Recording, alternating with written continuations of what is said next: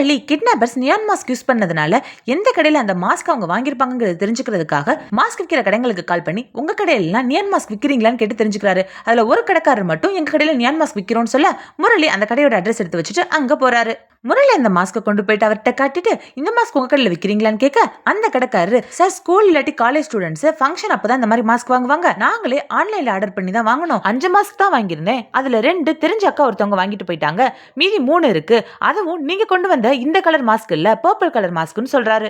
முரளி அந்த கடைக்காரரும் அந்த மாஸ்க் வாங்கின அக்காவோட வீட்டுக்கு போக முரளி அவங்க கிட்ட அந்த மாஸ்க் கொண்டு வந்து காட்ட சொல்ல அவங்களும் அந்த மாஸ்க் கொண்டு வந்து காட்ட இந்த மாஸ்க் உங்க பசங்களை தவிர வேற யாருக்காவது குறிப்பா காலேஜ் பசங்க யாருக்காவது கொடுத்த ஞாபகம் இருக்கான்னு முரளி அவங்க கிட்ட கேட்க அதுக்கு அவங்க இல்லன்னு சொல்லிடுறாங்க. இவ்வளவு தெரிஞ்ச முரளிக்கு இந்த கடைக்காரர் ஆன்லைன்ல ஆர்டர் பண்ண மாதிரி அந்த பசங்களும் ஆன்லைன்ல ஆர்டர் பண்ணி வாங்கிருக்கலாம்னு தெரியாம போயிடுச்சே. முனியாண்டி அவரோட பையன் ராஜேஷ் படிக்கிற காலேஜுக்கு போயிட்டு எனக்கு டிரான்ஸ்ஃபர் கிடைச்சிருக்கு, அதனால வேற ஊருக்கு போகணும், ராஜேஷோட டிசி வேணும்னு சொல்ல அவங்களும் சரின்னு சொல்ல முனியாண்டி டிசில டேட் மட்டும் ஒரு 3 மாசத்துக்கு முன்னாடியே வாங்கின மாதிரி கொடுத்துருங்க, ஏன்னா புதுசா சேர போற காலேஜ்ல அப்படிதான் கேட்கறாங்கன்னு சொல்ல அவங்களும் ஒன்னும் பிரச்சனை இல்லைங்க தாராளமா பண்ணி தந்துடுறோம்னு சொல்லிடுறாங்க. ராஜேஷும் முனியாண்டி வீட்டுக்கு போனதுக்கு அப்புறம் முனியாண்டியோட வைஃப் ராஜேஷோட திங்ஸ் எல்லாம் பேக் பண்ணிட்டு ராஜேஷ் கிட்ட இப்படி என்ன கொன்னுட்டியேடா, அப்பவே சொன்னேன்ல பார்த்து பழகுன்னு இப்படி பண்ணிட்டு வந்து நிக்கிறியடான்னு சொல்லி ஃபீல் பண்ண முனியாண்டி அவங்க கிட்ட சரி விட இப்ப அதை பத்தி எதுவும் பேசாதன்னு சொல்லிட்டு ராஜேஷ் கிட்ட நீ இப்போ பெரியப்பா கூட போய் இரு, அவரோட பேக்கரியில போய் 6 மாசம் வேலை செய், அதுக்கப்புறம் அப்பாவே ஒண்ணு அங்க ஒரு நல்ல காலேஜ்ல சேர்த்து விடுறேன், அப்பா என்ன உன்னை அப்படிவா விட போறேன் பயப்படாதுன்னு சொல்லிட்டு ராஜேஷோட போனை வாங்கிட்டு இதுல இருக்க சிம் கார்டை நான் உடச்சு போட்டுருவேன்னு சொல்லிட்டு ராஜேஷ் கிட்ட ஒரு புது போனை கொடுத்துட்டு இந்த இதுல ஒரு புது சிம் போட்டிருக்கு, இந்த போனை இனிமே நீயே வச்சுக்கோ, இந்த நம்பர் உனக்கு எனக்கு அம்மாக்கு மட்டும்தான் தெரியணும், பழைய ஞாபகத்துல உன் ஃப்ரெண்ட்ஸுக்குலாம் இந்த நம்பர்ல இருந்து கூப்பிடாத, அவங்க கிட்ட எதுவும் பேசாத, எல்லாம் நான் பாத்துக்கிறேன், நீ எதுக்கும் கவலைப்படாதன்னு சொல்றாரு. ஸ்வேதா அவங்க எப்பவும் பாக்குற சைக்காட்ரிஸ்ட கன்சல்டிங்காக வந்திருக்காங்க. ஸ்வேதாவோட ஹஸ்பண்ட் ஒரு ஆர்மி மேன். கல்யாணத்துக்கு அப்புறம் ஸ்வேதாவும் அவங்க ஹஸ்பண்டும் காஷ்மீர்ல இருக்க டிராஸ்ங்கிற பகுதியில தான் வாழ்ந்திருக்காங்க. அவங்க ஒரு நாள் ஒரு மலை மேல நின்னுட்டு இருக்கப்போ ஸ்வேதாவை நோக்கி ஒரு புல்லட் வந்திருக்கு. அது ஸ்வேதாவோட ஹஸ்பண்ட் தான் மேல வாங்கி இருந்திருக்காரு. அதுல அவர் இறந்தும் போயிட்டாரு. இந்த விஷயம் தான் ஸ்வேதாவை ரொம்பவே பாதிச்சிருக்கு. அதனாலதான் ஸ்வேதா இப்போ டாக்டர்கிட்ட வந்திருக்காங்க. அந்த டாக்டர் ஸ்வேதா கிட்ட உங்களோட லைஃப் பாஸ்ட்லயே ஸ்டக் ஆகி நிக்குது, இன்னும் பிரசன்ட்கே வரல, நீங்க பிரசன்ட்ல வாழ கத்துக்கணும் ஸ்வேதான்னு சொல்லிட்டு அவங்க கிட்ட ஒரு நோட் புக் கொடுக்குறாங்க.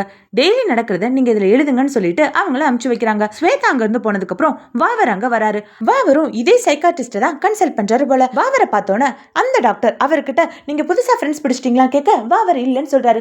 ஏன் நீங்க இப்படியே இருக்கீங்க, எப்போ நீங்க சோஷியலா எல்லாரோடையும் பழக போறீங்கன்னு கேட்க அதுக்கு வாவர் எங்க அப்பா ஜெயிலுக்கு போனதுனால ஸ்கூல் படிக்கும் போதுல இருந்து எல்லாரும் கைதியோட பையன், கிரிமினலோட பையன், தீவிரவாதியோட பையன் சொல்லி என்கிட்ட இருந்து ஒதுங்கியே இருந்துட்டாங்க. காலேஜ்ல எனக்கு பெஸ்ட் ஃப்ரெண்ட்னு ஒருத்தன் இருந்தான், அவனும் எனக்கு துரோகம் பண்ணிட்டான், அதுல இருந்து என்னால யார் கூடயும் நார்மலா பழக முடியலன்னு சொல்றாரு. அதுக்கு அந்த டாக்டர் நீங்க கண்டிப்பா இதுல இருந்து ஓவர் கம் பண்ணி வந்தே ஆகணும் வாவர், யாராலையும் இந்த சொசைட்டில தனியா வாழவே முடியாது, நீங்க கண்டிப்பா எல்லாரோடையும் சோஷியலா பழகி ஆகணும்னு சொல்றாங்க. வாவர் கீழே வந்து டீ குடிக்க ஸ்வேதாவும் அதே கடையில தான் டீ குடிச்சிட்டு இருக்காங்க. வாவருக்காக போட்டு வச்ச பிளாக் டீயை தான் ஸ்வேதா குடிச்சிட்டு இருக்காங்கன்னு கடைக்காரர் வாவர்கிட்ட சொல்லிட்டு அவருக்கு வேற டீ போட்டு தராரு.